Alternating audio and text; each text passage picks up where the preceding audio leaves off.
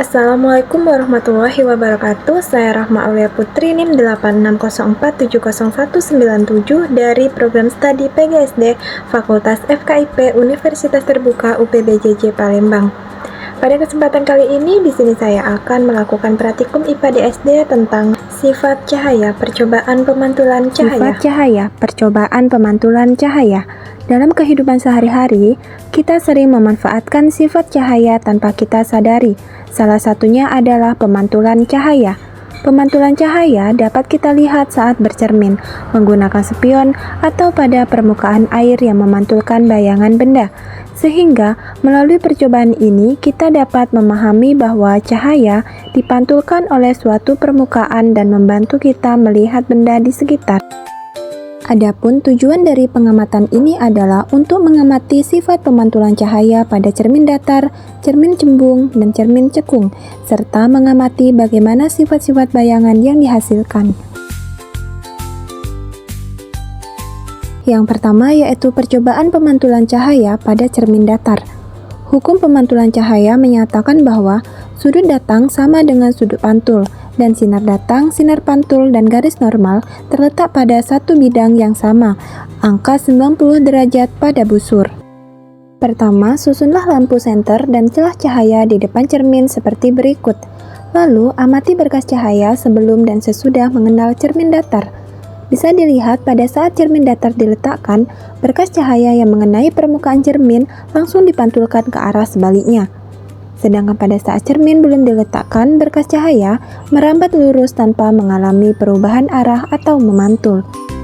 Selanjutnya, ukur besar sudut datang dan sudut pantulnya, di mana besar sudut datang akan selalu sama dengan besar sudut pantulnya.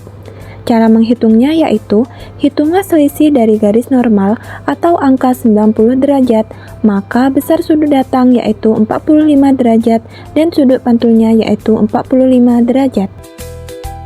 Selanjutnya, letakkan sebuah lilin di depan cermin datar. Ketika lilin diubah posisi, baik ke samping, ke depan, maupun ke belakang, bisa dilihat sifat bayangan lilin terbentuk dalam cermin bersifat maya, tegak, dan memiliki ukuran yang sama, besar dengan benda aslinya. Selanjutnya, percobaan pemantulan cahaya pada cermin cembung. Cermin cembung adalah cermin yang permukaan pantulnya melengkung keluar sehingga dapat menyebarkan cahaya dan menghasilkan bayangan maya, tegak, dan diperkecil. Pertama, susunlah alat dan letakkan cermin cembung di depan lilin. Lalu, amati bentuk bayangan yang muncul pada permukaan cermin. Hasilnya, bayangan lilin di dalam cermin cembung terlihat tegak, namun ukurannya menjadi lebih kecil. Sifat bayangan yang dibentuk oleh cermin cembung ini adalah maya, tegak, dan diperkecil. Begitupun ketika dilihat dari celah cahaya, bahwa sifat dari cermin cembung adalah menyebarkan cahaya. Jadi kesimpulannya, cermin cembung membuat arah sinar pantul saling menyilang dan mengumpul di depan cermin. Selanjutnya, percobaan pemantulan cahaya pada cermin cekung. Cermin cekung adalah cermin yang permukaannya melengkung ke dalam dan dapat memusatkan atau mengumpulkan cahaya ke titik fokus. Selanjutnya, susun alat dengan meletakkan cermin cekung di depan lilin. Aturlah jarak lilin atau layar sampai terbentuk bayangan yang jelas dan tajam. Saat lilin diletakkan sangat dekat atau berada di antara cermin dan titik fokus, kita bisa melihat langsung bayangan di dalam cermin. Sifat bayangannya adalah maya, tegak, dan diperbesar. Jarak benda saat ini adalah 10 cm dan jarak bayangan adalah 5 cm.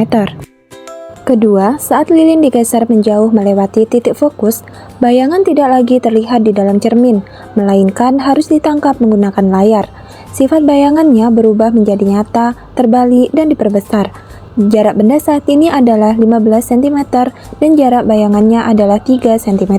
Dan juga ketika lilin digeser sangat jauh dari fokus, ukuran bayangan pada layar tampak mengalami perubahan menjadi semakin mengecil. Sifat bayangannya pada posisi ini adalah nyata, terbalik, dan diperkecil. Jarak benda saat ini adalah 20 cm dan jarak bayangannya adalah 2 cm.